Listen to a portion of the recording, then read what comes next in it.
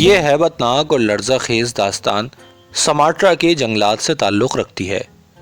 واقعات اس قدر پراسرار اور بعید از فہم ہیں کہ سائنس کے اس عظیم الشان دور میں بمشکل ہی ان پر یقین کیا جا سکے گا، لیکن مجھے ایک روز مرنا ہے اور خدا کو حاضر ناظر جان کر کہتا ہوں کہ اس داستان کا ایک ایک حرف بالکل صحیح ہے۔ دنیا کے متمدن اور بارونق شہروں میں رہنے والے لوگ جنگل کی زندگی کے تصور سے بھی ناآشنا ہیں۔ انہیں کیا معلوم کہ جنگل میں بسنے والوں کو قدم قدم پر کس طرح موت کا سامنا کرنا پڑتا ہے۔ ان کی تہذیب، ان کی رسمیں، ان کے رواج وہی ہیں جو ہزارہ سال سے ان قوموں میں رائج ہیں، اور انہیں ہم وحشیانہ حرکتیں کہہ کر ان کا مذاق اڑاتے ہیں۔ کئی سال تک جاوا کے جنگلوں میں گھومنے کے بعد جب میں اپنے وفادار ملازم ہاشم کی معیت میں سماٹرا کی طرف روانہ ہوا تو نہ جانے کیوں مجھے اپنے دل میں ایک عجیب اضطراب محسوس ہوا۔ لگا جیسے کوئی قوت بار بار میرے کان میں کہہ رہی ہو کہ تو وہاں مت جا، تو وہاں مت جا۔ میں ایک شکاری ہوں جس نے زندگی میں ہزاروں خطرات کا مقابلہ کیا ہے، اور مجھے کہنے میں بالکل فخر محسوس نہیں ہوتا کہ اپنے حلقہ تعارف میں مجھے بزدل نہیں سمجھا جاتا، مگر ہر انسان کی طبیعت میں قدرت نے وہم کا مادہ رکھ دیا ہے جس سے وہ علیحدہ نہیں ہو سکتا۔ اسی طرح مجھے بھی اس وہم نے آ گھیرا ہے کہ سماٹرا میں موت تیرا انتظار کر رہی ہے، اور اگر گورنمنٹ کی ملازمت نہ ہوتی تو شاید میں وہاں نہ جاتا۔ میرے اضطراب کی وجہ یہ نہ تھی کہ سماٹرا میرے لیے ایک نئی جگہ تھی، جی نہیں، میں وہاں اس سے پہلے کئی مرتبہ جا چکا ہوں اور وہاں کے لوگوں سے اچھی طرح واقف تھا، اور یہ بھی جانتا تھا کہ جاوا کے جنگلات کی نسبت سماٹرا کے جنگلات کہیں زیادہ گھنے اور بھیانک ہیں۔ پھر کیا بات تھی کہ جب مجھے سماٹرا جانے کا حکم ملا تو بجائے خوش ہو جانے کے میں افسردہ ہو گیا۔ حالانکہ میرا ملازم ہاشم خوشی کے مارے ناچا ناچا پھر رہا تھا۔ اس معمے کا حل بہت کوشش کے بعد بھی مجھے نہ مل سکا۔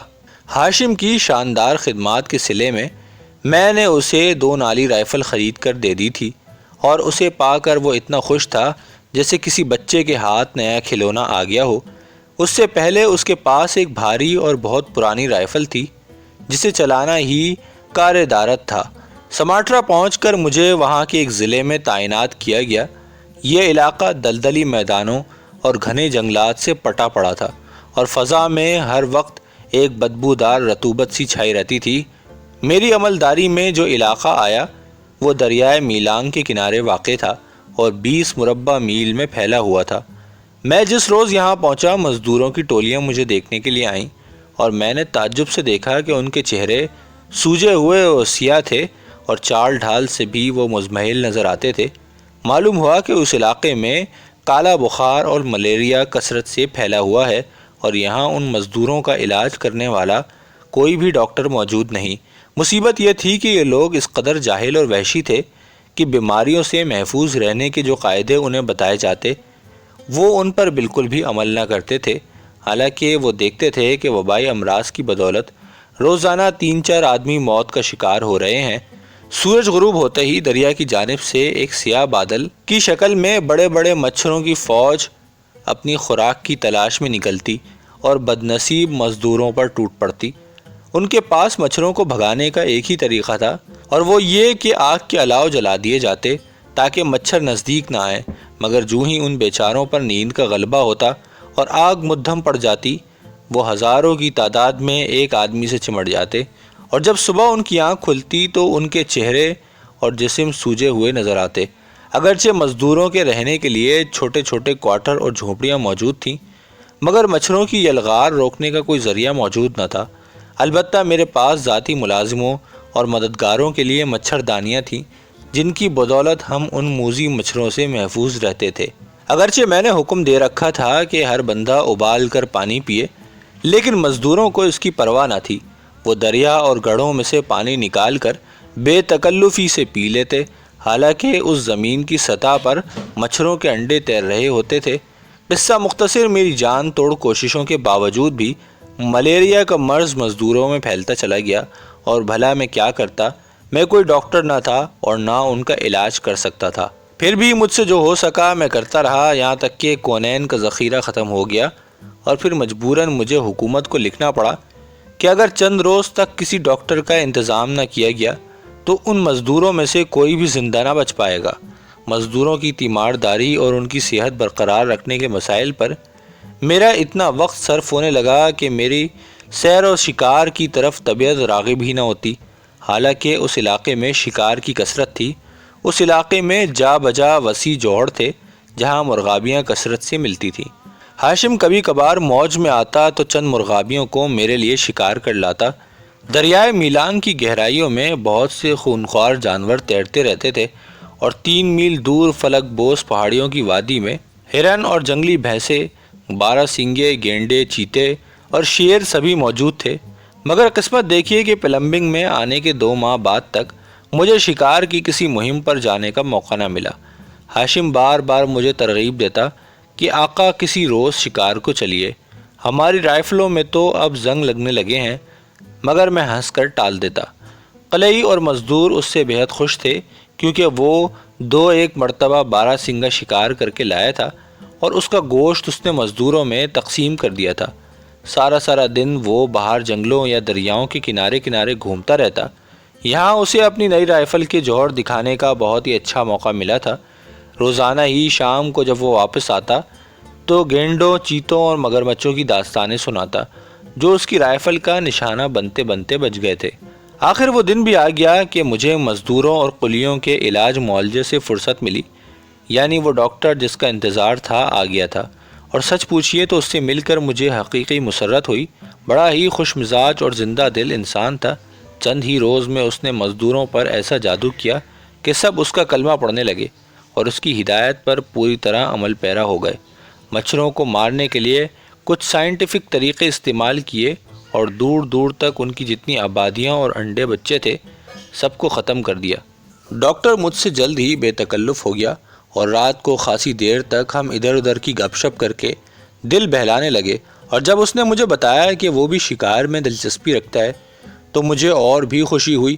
اور سب سے بڑی بات یہ تھی کہ جانوروں اور درندوں کی نفسیات کے علاوہ یہ شخص علم الانسان کا بڑا ماہر تھا، اور چونکہ جاوا اور سماٹرا میں عرصہ دراز تک رہ چکا تھا اس لیے ان جزیروں کے نہ صرف چپے چپے سے واقف تھا بلکہ باشندوں کی عادتوں اور خصلتوں، ان کے رسم و رواج اور زبان سے بھی خوب آگاہ تھا۔ ایک روز جب ہم دونوں اپنے خیمے میں بیٹھے کافی پی رہے تھے، اس نے حسب معمول اپنے تجربات کی داستان کا آغاز کر دیا اور ایک عجیب سی کہانی سنائی کہ میرے رونگٹے کھڑے ہو گئے۔ جو کچھ اس نے سنایا اس میں شک نہیں کیا جا سکتا، پہلے بھی مختلف لوگوں سے میں یہ بات سن چکا تھا، مگر محض من گھڑت قصے سمجھ کر میں نے ایسے واقعات پر زیادہ غور کرنا مناسب نہ سمجھا۔ مگر جب ڈاکٹر نے تفصیلاً مجھے وہی کہانی سنائی تو پہلی مرتبہ احساس ہوا کہ واقعی اس داستان کی تہہ میں کچھ نہ کچھ حقیقت کا عنصر موجود ہے۔ قصہ یہ تھا کہ آنائی کے پہاڑی جنگلوں میں جو کوسوں میل میں پھیلے ہوئے ہیں ایسا قبیلہ پایا جاتا ہے جو آدمیوں کا خون پیتا اور گوشت کھاتا ہے۔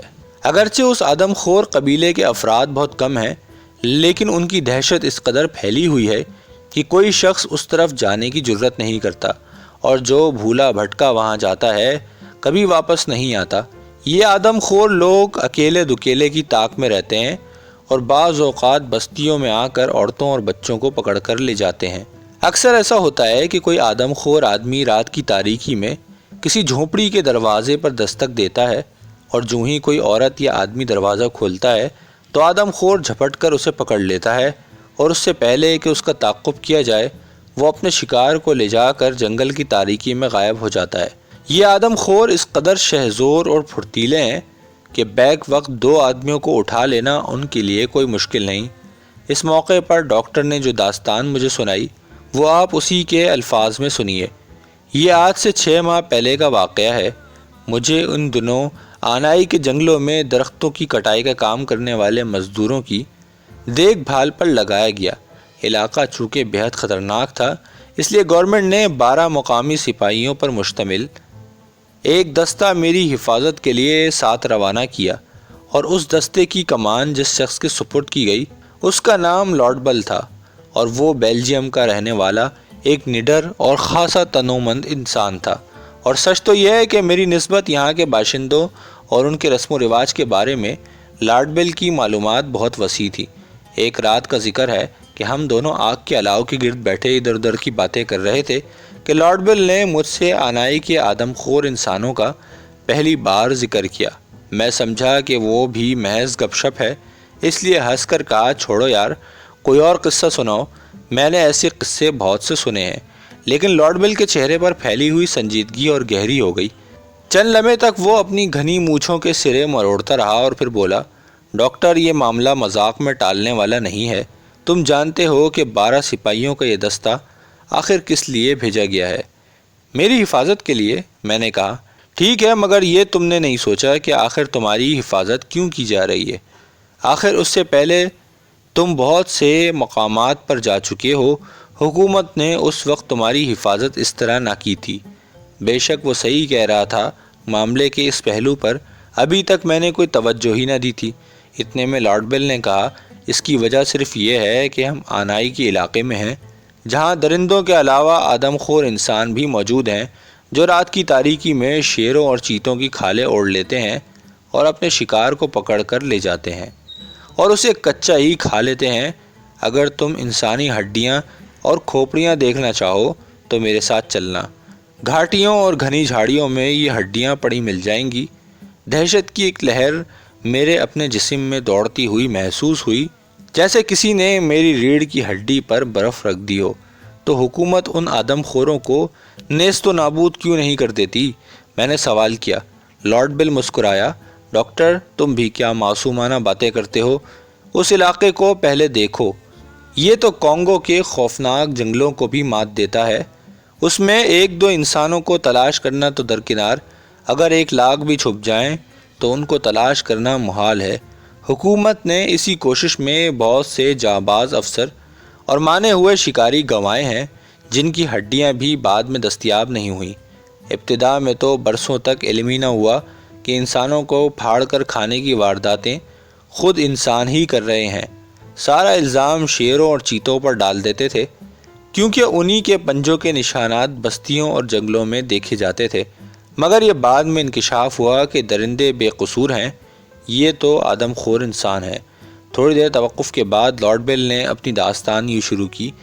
یہ 2 سال پہلے کا ذکر ہے، جب میں آنائی کے علاقے میں پہلی بار آیا۔ میں نے سنا تھا کہ یہاں شیروں کی وادی مشہور ہے، جہاں شیر اور چیتے کثرت سے ہیں۔ مقصد صرف شکار کھیلنا تھا۔ ان دنوں آدم خور انسانوں کے بارے میں کسی کو کچھ معلوم نہ تھا، بلکہ جو شخص جنگل میں گم ہو کر واپس نہ آتا، اس کے بارے میں یہی سمجھ لیا جاتا کہ وہ کسی درندے کے منہ کا لقمہ بن چکا ہے۔ ایک روز رہنمائی کے لیے میں ایک مقامی باشندے کو ساتھ لے کر شیروں کی وادی میں گھومنے کے لیے نکلا۔ اس کا نام تھا شائقہ، اور یہ پولیس میں کافی عرصے تک ملازمت کر چکا تھا اور بڑا وفادار اور بہادر شخص تھا۔ میرے اور شائقہ کے پاس رائفلیں تھیں۔ ایک وسیع و عریض دلدلی میدان کو ہزاروں صوبتوں کے بعد عبور کرتے ہوئے ہم شیروں کی وادی میں پہنچے۔ یہ دلدلی میدان سے کوئی 3 میل دور پہاڑی سلسلوں کے دامن میں واقع تھی۔ یہ پہاڑی سلسلہ دلدلی میدان سے بھی زیادہ دشوار گزار ثابت ہوا اور ہمیں اونچے اونچے ٹیلے پھلانگ کر آگے بڑھنا پڑا۔ جنگل میں چاروں طرف ایک ہیبت ناک سناٹا سا طاری تھا اور قدم قدم پر خاردار جھاڑیاں ہمارا راستہ روکے ہوئے کھڑی تھیں۔ اسی طرح کوئی 1 میل تک ہم دونوں شکاری آگے نکل گئے۔ ہم جوں آگے بڑھتے جاتے تھے، جنگل میں تاریکی پھیلتی جاتی تھی، کیونکہ بلند درختوں کی چوٹیاں آپس میں ایک دوسرے سے اس طرح گتھی ہوئی تھی کہ سورج کی روشنی بمشکل زمین تک پہنچ سکتی تھی۔ دفتن شائقہ کے منہ سے حیرت کی ایک ہلکی سی چیخ نکلی اور اس نے لپک کر میرا بازو پکڑ لیا۔ میں نے گردن گھما کر دیکھا تو سامنے ہی جھاڑیوں میں کوئی 20-25 گز کے فاصلے پر ایک شیر خونخوار نظروں سے ہمیں گھور رہا تھا۔ شیر یک دھاڑا اور ارد گرد کی پہاڑیاں اس ہولناک گرج سے کانپ گئیں۔ جنگل میں شیر کی ہیبت کا صحیح اندازہ وہی شکاری کر سکتے ہیں جو شیر کے شکار کا عملی تجربہ رکھتے ہیں۔ کتنا ہی نڈر اور جرئی آدمی ہو، شیر کو پہلی بار دیکھتے ہی ممکن نہیں کہ اس کے ہوش و حواس برقرار رہیں، اور یہی کیفیت میری ہوئی۔ رائفل میرے ہاتھوں میں تھی، لیکن جب چلانے کا ارادہ کیا تو ایسا معلوم ہوا جیسے میرا ہاتھ سن ہو چکا ہے۔ شیر نشانے کے عین زد میں تھا۔ مگر ہم دونوں پتھر کی بے جان مورتیوں کے مانند بے حس و حرکت کھڑے اسے دیکھتے رہے۔ یکایک اس نے جست کی اور بجلی کی طرح ہماری طرف لپکا۔ سنبھلنے کا موقع ہی کہاں تھا۔ اس سے پہلے کہ میری رائفل سے گولی نکلے، شیر نے ایک ہی دو ہتھڑ میں شائقہ کو گرا دیا، مگر دوسرے ہی لمحے خود بخود میری انگلی سے رائفل کی لبلبی دب گئی اور گولی شیر کی گردن میں لگی۔ ایک ہولناک گرج کے ساتھ شیر نے قلع بازی کھائی اور غراتا دھاڑتا ہوا سامنے کی جھاڑیوں میں گھس کر غائب ہو گیا۔ یہ حادثہ ایسا غیر متوقع اور فوری تھا کہ آج بھی سوچتا ہوں تو سخت حیرت ہوتی ہے۔ شائقہ کے دائیں کندھے سے گاڑھا گاڑھا خون مسلسل نکل رہا تھا۔ ظالم درندے نے ایسا جچتلا ہاتھ مارا تھا کہ میری سمجھ میں نہ آتا تھا کہ کیا کیا جائے، اور سچ تو یہ ہے کہ مجھے خود موت کی سرگوشیاں سنائی دے رہی تھیں۔ جو شیروں سے بھرا پڑا تھا، دو آدمیوں کا ہمیشہ کے لیے گم ہو جانا کسی کے لیے بھی حیرت کا باعث نہ تھا، اور نہ یہاں ہمیں کوئی تلاش کرنے کے لیے آتا۔ سب سے بڑی مصیبت یہ تھی کہ زخمی شیر کہیں قریب ہی موجود تھا، کیونکہ اس کے غرانے کی لرزہ خیز آوازیں مسلسل بلند ہو رہی تھیں۔ میں چاہتا تو شائقہ کو چھوڑ کر اپنی جان بچانے کے لیے واپس جا سکتا تھا، لیکن یہ فعل ایسا سنگ دلانہ اور وحشیانہ ہوتا کہ میں اپنے آپ کو کبھی معاف نہ کر سکتا تھا۔ زندگی کی اہمیت اور قدر و قیمت کا صحیح احساس انسان کو خطرے کے وقت ہوتا ہے۔ میرے پاس الفاظ نہیں کہ میں اس بھیانک منظر کی تصویر کشی کر سکوں۔ غریب شائقہ تکلیف کی شدت سے اس قدر نڈھال ہو چکا تھا کہ اس کا بچنا محال دکھائی دیتا تھا۔ اس کا چہرہ تپتے ہوئے تانبے کی مانند سرخ اور آنکھیں باہر کو ابلی پڑ رہی تھیں۔ اب اس کے منہ سے کراہنے اور چیخنے کی ملی جلی آوازیں نکلنی بند ہو گئی تھیں۔ وہ بے شک بے ہوش ہو چکا تھا، اور ادھر میری کیفیت یہ تھی کہ سارے جسم پر لرزہ طاری تھا۔ جھاڑیوں میں چھپا ہوا زخمی شیر بار بار گرجتا، اور اس کی ہر گرج کے ساتھ ہی میرا کلیجہ اچھل کر حلق میں آ جاتا۔ لارڈ بل نے چند لمحے توقف کے بعد اپنی داستان کا سلسلہ آگے بڑھایا۔ میں نے شائقہ کا بے حس و حرکت جسم اپنے کندھوں پر اٹھایا اور واپس آنے لگا۔ اب ہم دونوں کے بچنے کے صرف ایک ہی تدبیر تھی کہ ایک فرلانگ پیچھے ایک اونچی سی پہاڑی ٹیلے پر پناہ لی جائے، مگر جو ہی میں پیچھے مڑا، شیر غراتا ہوا جھاڑیوں میں سے نکلا۔ جنگل کے اس بے قرار سناٹے اور لمحہ بہ لمحہ پھیلتی ہوئی تاریکی میں اس کی گھن گرج یوں ہی محسوس ہوتی تھی جیسے بیک وقت کئی توپیں چل پڑی ہوں۔ اس کی آنکھیں مشال کی مانند روشن تھیں۔ میں نے شائقہ کو فوراً زمین پر پٹخا اور رائفل سے شیر کا نشانہ لینے لگا۔ پے در پے 2 فائر کیے۔ صرف اتنا یاد ہے کہ رائفل کی نالی سے شعلہ نکلتے ہی شیر فضا میں کئی فٹ اونچا اچھلا اور وہیں ڈھیر ہو گیا۔ پھر میں بھی غش کھا کر وہیں گر پڑا۔ خدا ہی بہتر جانتا ہے کہ میں وہاں کتنی دیر بے ہوش پڑا رہا۔ جب آنکھ کھلی تو مجھے اپنے گھٹنے میں درد کی ٹیسیں محسوس ہوئیں۔ میرے کانوں میں جو پہلی آواز آئی وہ شائقہ کے کراہنے کی آواز تھی۔ میں نے جیب ٹٹول کر ٹارچ نکالی اور اس کی روشنی میں گرد و پیش کا جائزہ لیا۔ مجھ سے 10 قدم کے فاصلے پر شائقہ پڑا تھا۔ میں نے اسے آواز دی تو وہ لڑکھڑاتا ہوا اٹھا اور میرے قریب آ گیا۔ پھر ہم دونوں ایک دوسرے کا سہارا دیتے ہوئے اپنے کیمپ کی طرف واپس ہوئے۔ ہزار صعوبتوں اور بے پناہ دشواریوں کے ساتھ ہم ابھی بمشکل 3-4 فرلانگ ہی گئے تھے کہ ایک عجیب سا واقعہ پیش آیا۔ جنگل کا یہ حصہ دلدلی میدان کے سرے پر واقع تھا، اس لیے یہاں گنجان درخت اور جھاڑیاں نہیں تھی، اور ہم زیادہ فاصلے تک بخوبی دیکھ سکتے تھے۔ ہمارے دائیں جانب کو 1 فرلانگ دور ایک بلند عموداً اٹھی ہوئی پہاڑی تھی، جس کی چوٹی سے دھوئیں کا سیاہ بادل بل کھاتا ہوا آسمان کی طرف جا رہا تھا۔ ہم حیرت سے اس دھوئیں کو یوں دیکھ رہے تھے جسے زندگی میں پہلی بار دھواں دیکھا ہے۔ شائقہ نے کہا، ضرور اس پہاڑی پر کوئی رہتا ہے، مگر اس ویرانے میں جو صدیوں سے درندوں اور حشرات الارض کا مسکن ہے، کون ہے جو اپنی جان کی پرواہ نہ کرتے ہوئے یہاں آن بسے؟ میرا خیال ہے کہ اس پہاڑی کے اوپر یا اس کی پشت پر ضرور کوئی بستی ہے۔ گھسٹتے اور لنگڑاتے ہوئے ہم ہزاروں دشواریوں اور مشکلوں کے بعد اس پہاڑی کے اوپر پہنچے۔ کیا دیکھتے ہیں کہ ایک بوڑھی عورت ایک جھونپڑی کے قریب بیٹھی آگ سلگا رہی ہے۔ ہمارے قدموں کی آہٹ پا کر اس نے اپنا سر اٹھا کر ہماری طرف دیکھا۔ خدا رحم کرے، میری اتنی عمر ہونے کو آئی ہے، مگر حلفیہ کہہ سکتا ہوں کہ اتنی بھیانک شکل و صورت کی عورت میں نے کبھی نہیں دیکھی۔ اس کی عمر خدا ہی بہتر جانتا ہے کہ کتنی تھی۔ سر کے بال اور بھویں تک چاندی کے تاروں کی مانند سفید تھے۔ سیاہ چہرے پر پڑی ہوئی بے شمار جھریوں نے اس کی شکل بے حد مکروہ بنا دی تھی اور ہڈیاں اوپر کو ابھری ہوئی دکھائی دیتی تھیں۔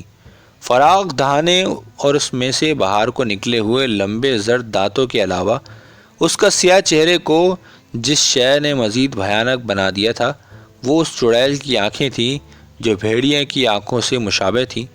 اس میں سرخی مائل چمک تھی، آنکھوں کی پتلیاں کبھی پھیلتی اور کبھی سکڑ جاتی تھیں۔ ہم دونوں ایک لمحے کے لیے حیرت زدہ ہو کر اس کی طرف تکنے لگے اور وہ بھی ہمیں گھورتی رہی۔ دفعتاً وہ اپنی جگہ سے ایک چیخ مار کر اٹھی اور ہماری جانب بڑھی۔